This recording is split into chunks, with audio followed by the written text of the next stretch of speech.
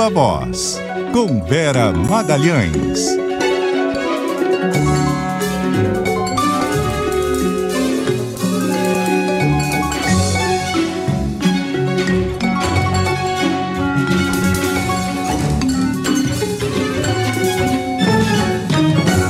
Viva Voz, Vera Magalhães, boa noite. Oi, Bocardi, boa noite, Carol, todo mundo que nos ouve e também nos assiste. Oi, Vera. Bom, finalmente as indicações por parte de Lula, Paulo Gonet na PGR e Flávio Dino no STF. O que essas escolhas mostram e quem ganha e quem perde com elas?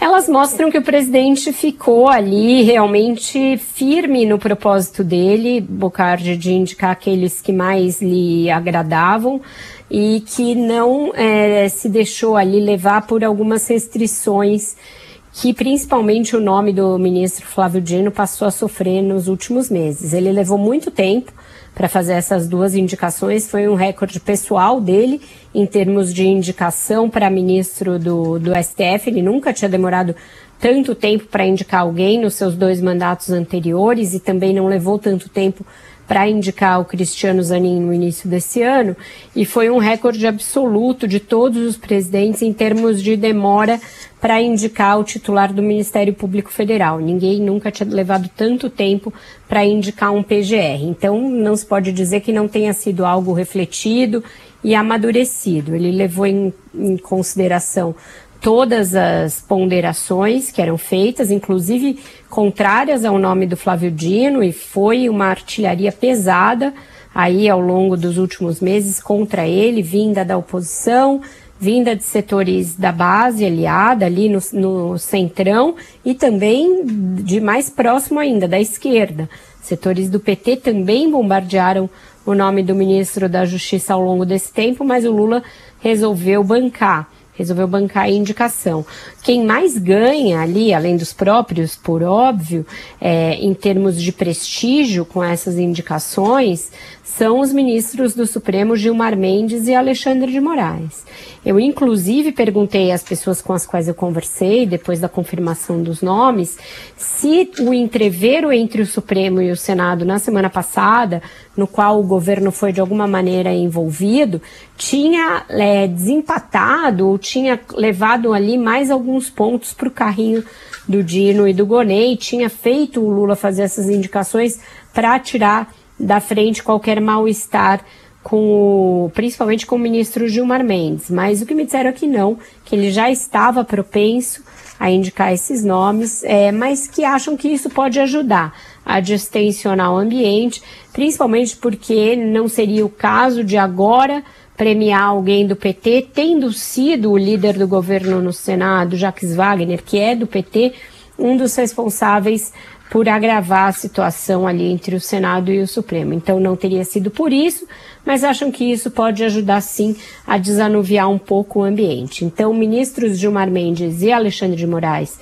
que trabalharam exatamente por esta dupla, saem muito fortalecidos, saem ganhando. No que isso pode ser importante para eles, né? Essa relação entre Supremo e PGR é uma relação sempre muito tensa. O Gilmar Mendes, por exemplo, foi protagonista de muitos ali embates com a PGR no tempo do Rodrigo Janot. E agora, mais recentemente, ele também vocalizou muitas críticas ao Augusto Aras, embora no final tenha dado uma ali contemporizada e até feito alguns elogios ao Aras quando da saideira dele. Mas foi um ministro muito vocal em fazer críticas à PGR no mandato desses 2 PGRs principalmente.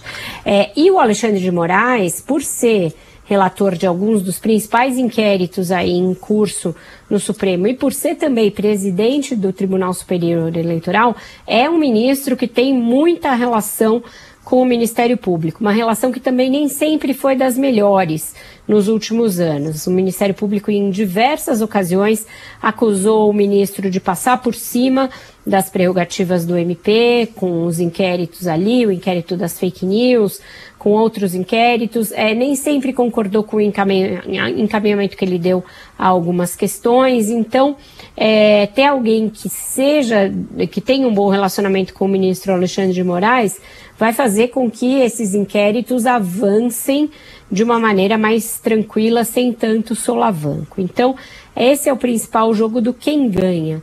Quem perde, ao meu ver, inequivocamente é o PT. Tentou emplacar ali indicados seus nas duas cadeiras e não conseguiu. Preferia o nome do advogado-geral da União, Jorge Messias, para o Supremo, e isso não se configurou. E também advogou pelo nome do Antônio Carlos Bigonha, que é um procurador para a PGR, e o Lula não gostou dele quando esteve com ele. Não foi com a cara dele, não gostou da conversa, e aí essa história já meio morreu no nascedor. Ele até ficou esperando muito tempo para ver se surgia, se brotava um outro nome, porque o Gonê também não era alguém que ele tinha ali em uma super alta conta, mas esse nome não apareceu e ele acabou preferindo contemplar o candidato do Gilmar e do Alexandre de Moraes. Então o PT foi quem mais perdeu e ainda está em algumas outras batalhas que pode perder, por exemplo, pela sucessão do Flávio Dino, que a gente vai falar mais ali na frente. Vera, muito se falou também numa possível dificuldade que o Flávio Dino teria numa sabatina no Senado. Isso é um problema real? O que ele precisa fazer para vencer essas resistências aí no Congresso? Carol, ao longo desses meses eu sempre ouvi essa dificuldade que o Dino teria. E aí eu via mesmo de quem gostava do ministro, de líderes do MDB, do União Brasil, de pessoas próximas ao presidente do Senado, Rodrigo Pacheco, que diziam que o nome dele enfrentava algumas resistências. Mas ele vem trabalhando em um trabalho de formiguinha ali, ao pé do ouvido, para tentar dirimir, conter essas resistências. Ele sabe que vai enfrentar o voto contrário dos bolsonaristas, mas só com o voto da oposição estrito sensu não tem nenhum risco para ele ser aprovado. Qual é o trabalho que ele vem fazendo em relação à base aliada, né? Recebendo mais senadores, ele tem feito esse trabalho aí de se aproximar. Ele evitou, a gente tem falado disso aqui, ir a comissões recentemente na Câmara e no Senado para não ter de novo episódios ali de embates com parlamentares que pudessem enfraquecer a sua candidatura, e principalmente ele tem lançado aos senadores um discurso que está fazendo efeito, porque eu ouvi de vários deles hoje: olha, a gente não tem como rejeitar um dos nossos, rejeitar um senador da República para uma vaga no Supremo, porque ele foi eleito para esta casa, ele é um dos nossos, e imagina um cenário em que ele é rejeitado na CCJ ou no plenário e tem de voltar aqui para o Senado. Como ia ficar o clima, como ia ficar o ambiente? Então eu comecei a ouvir muito essa conversa dos senadores, e aí eu percebi que esse é um discurso que o próprio Dino e os próprios emissários do Lula têm usado para conter um pouco essa revolta e essa tentativa de dinamitar o ministro. Os bolsonaristas vão insistir, principalmente a família Bolsonaro está numa pesada campanha contra o Dino, Eduardo Bolsonaro, que nem senador ou Flávio Bolsonaro, que é quem mais capitaneia esses votos contra o Dino no Senado, mas eu imagino que eles não vão ter êxito, principalmente se o Lula souber trabalhar bem com a dupla Rodrigo Pacheco e Davi Alcolumbre. Davi Alcolumbre é quem tem de marcar a sabatina, quem vai conduzir o timing da votação, etc. Ele chegou lá atrás dar alguns sinais dúbios em relação ao Dino, mas agora já estaria ali devidamente contemporizado e atendido para não ser ele um problema. Inclusive o Pacheco falou em fazer um esforço concentrado para tentar votar ainda nesse ano as indicações. Acho difícil, acho que o prazo está apertado, veio falando sobre isso aqui, mas ele falou num esforço concentrado ali na semana de 12 a 15 de dezembro. Acho bem complexo, mas só ele ter mencionado essa situação mostra uma boa vontade da parte do presidente do Senado. Como foi recebida no Ministério Público a escolha de Gonê? Com uma certa resignação, Bocardi. Eu falei com 3 procuradores hoje, de diferentes grupos. O Ministério Público Federal é uma área muito balcanizada ali, muito dividida em grupos. E ainda tem o grupo remanescente do Rodrigo Janot, tem um grupo que é mais ligado à ex-procuradora Raquel Dodge, e tem um grupo que se aproximou nos últimos anos aí do Aras. Eu falei mais com representantes dos 2 primeiros grupos, não falei com ninguém da ala do Aras. E aí foi uma coisa assim do tipo, dos nomes que estavam aí é o menos pior, sem grande entusiasmo, sem nenhum tipo de, nossa, vencemos, até porque o nome do Gonê não estava na lista tríplice, é mais um presidente que ignora a ideia da lista tríplice, mas é alguém considerado ali razoável, ponderado, de baixo perfil ali, não vai criar grandes animosidades, criar grandes tretas, e também não é tão próximo do presidente que o está indicando, como o Aras se tornou próximo do Bolsonaro. Isso é um fator de enfraquecimento da instituição, quando alguém só chega ao poder porque o presidente foi lá e pinçou ele no meio do nada e fez questão de mostrar, esse aqui é meu indicado. O Lula e o Gonê não têm uma relação próxima, então ninguém imagina que ele vai ser subserviente ao Palácio do Planalto, e isso é considerado importante pelos procuradores. Ô Vera, você escreveu no seu blog no Globo sobre a sucessão no Ministério da Justiça, porque tinha inclusive uma dúvida se ia continuar sendo um ministério só, se poderia ser desmembrado. Tem um monte de gente querendo se cacifar para essa vaga, né? Para onde é que a bússola está apontando? Pois é, essa disputa ainda está ocorrendo, tem ainda gente tentando convencer o Lula a criar um novo ministério e com isso dá mais ênfase a essa agenda da segurança pública, porque é uma área em que o governo é muito mal avaliado, mas é justamente por essa razão que os que são contrários à divisão da pasta passaram a falar no ouvido do Lula que ele não deve dividir, com o seguinte argumento: Carol, olha, isso é um pepino, isso aí não vai dar boa vida para ninguém, não vai ser com base nisso que o senhor vai ser super bem avaliado. Se o senhor criar um Ministério da Segurança Pública, passa a ser automaticamente um problema da União, passa a ser um problema federal, o senhor vai ser cobrado por isso e vai sair pior a emenda que o soneto.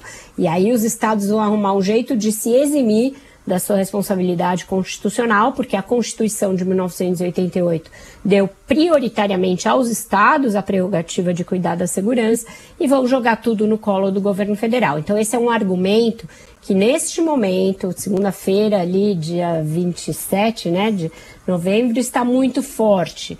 Falei tanto com pessoas do Palácio como de outros ministérios que me disseram essa mesma coisa, que está muito forte junto ao Lula a ideia de não dividir o ministério.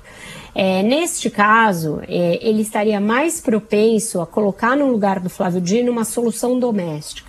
Ou o próprio Jorge Messias, que foi preterido para a vaga no Supremo Tribunal Federal, e aí seria uma maneira de reconhecer o trabalho, a lealdade dele, e dar uma espécie de promoção, um upgrade dentro do próprio governo, ou premiar o atual ocupante da Controladoria Geral da União, ministro Vinícius, que é um ministro de mais baixo perfil, ali ele não aparece tanto, mas que seria de alta confiança e de alta resolutividade. O que me dizem desse ministro é que ele, mesmo não aparecendo muito, mesmo não sendo ali alguém que tem muita exposição na mídia, ele resolve os problemas do governo. Vinícius Marques de Carvalho resolve os problemas do governo de uma maneira muito eficaz e eficiente, e poderia ser um bom nome para a justiça. Então esses são os nomes que eu mais ouço. Estava circulando muito no fim de semana a história de que a ministra Simone Tebet poderia ir para a justiça, também como uma maneira de premiar uma mulher e não ter tantas críticas pelo fato do Lula não ter indicado uma mulher para o Supremo. Mas todo mundo com quem eu testei essa hipótese não acredita nela. Por quê?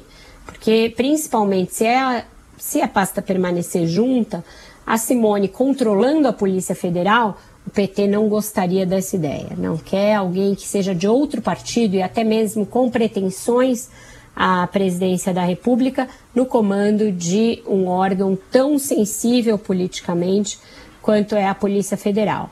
Então esse é o mapa da guerra no dia de hoje. Tem também a grande possibilidade do Lula nomear uma mulher para assumir a Advocacia Geral da União, caso ele realmente remaneje o Messias para a Justiça, e aí a gente teria uma mulher negra na Advocacia Geral da União, porque a escolha deverá recair sobre a assessora especial da pasta para a diversidade, a Cláudia Trindade.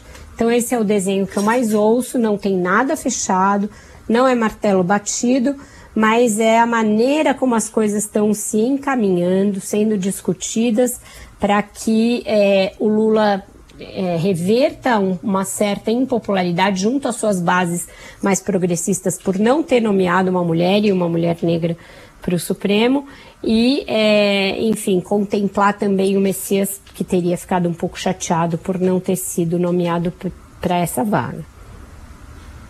Mudando de assunto, falando de Argentina, o Javier Milei mandou ao Brasil a futura chanceler, convidou Lula para posse. Será que ele vai? E também é uma mudança aí nessa relação, né? Caem os ataques e Javier Milei sinaliza aí uma tentativa de boa relação. Pois é, Bocardi, todo mundo já imaginava que ele teria de moderar o discurso dele, pegar mais leve, sair daquela radicalização dos palanques, porque é impossível governar um país como a Argentina, que depende tanto das relações com países como o Brasil e com a China, que ele também hostilizou muito na campanha. Então ele precisaria baixar vários tons daquele discurso. Ninguém imaginava, porém, que ia ser tão rápido, né? Faz uma semana que ele foi eleito, e ele mandou a chanceler, a futura chanceler, Diana Mondino, numa espécie de uma missão meio sigilosa ali, não foi divulgada com antecedência essa agenda. Então ela esteve no Brasil, chegou no domingo, conversou com o chanceler Mauro Vieira, os embaixadores de lado a lado também estiveram no encontro, então é uma missão ali da diplomacia, montada com muito cuidado para também não cair na vala comum dos ataques ideológicos, para convidar o Lula e tentar parar arestas de uma relação que começou muito mal. A importância que é dada a essa coisa do Brasil se vê no fato de que foi a primeira viagem internacional que ela fez, já indicada pelo Milei para ser a ministra, para ser a chanceler. Então agora se trata de construir um caminho para que o Lula vá a essa posse, se for o caso, e seja recebido com uma honraria diferente daquela do Bolsonaro. Vamos lembrar que o Milei fez questão de convidar o Bolsonaro, que já anunciou que vai levar o governador Tarcísio, vai levar um monte de gente, outros governadores, a família, e fez isso antes de convidar o Lula. Então, já criou um incidente aí, um atrito diplomático muito sério.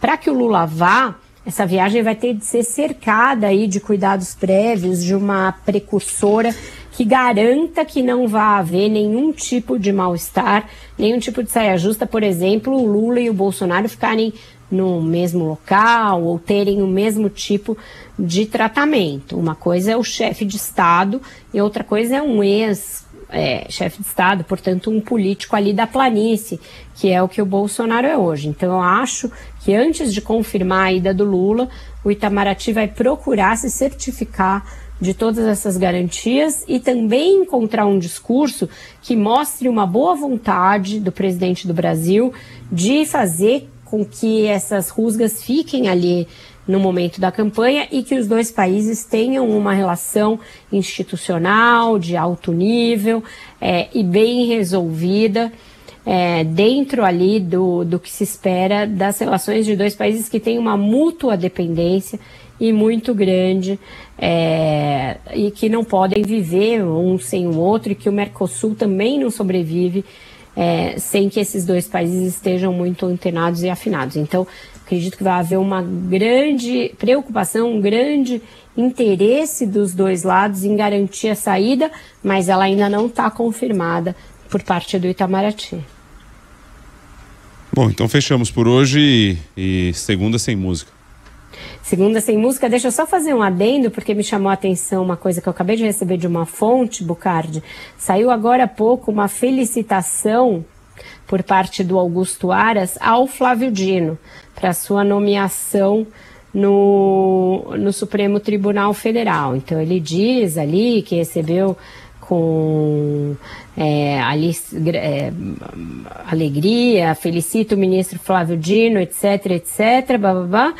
mas ele não fala nada sobre a nomeação do Paulo Gonet para o lugar dele.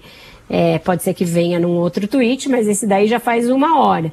Então, ou ele está trabalhando muito no texto, ou ele deu ali uma demonstração de que sentiu e de que não gostou da escolha, porque não fala nada da indicação do Paulo Gonet para a própria instituição da qual ele faz parte.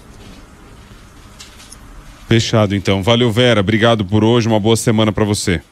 Obrigada para vocês também. Uma ótima semana. Até amanhã.